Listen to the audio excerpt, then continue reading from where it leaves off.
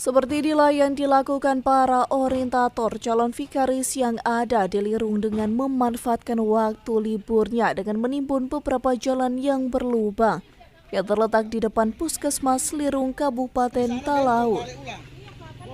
Dengan memanfaatkan sisa-sisa reruntuhan bangunan, sejumlah calon vikaris angkatan 2023 ini melakukan penimbunan di beberapa titik jalan yang berlubang.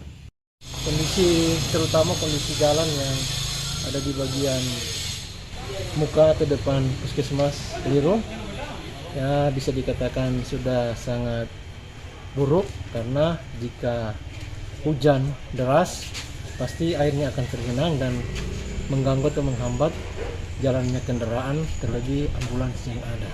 Hal ini dilakukan dirinya serta teman-temannya mengingat ketika musim penghujan kondisi jalan yang tepatnya di depan Puskesmas Lirung sangat memprihatinkan.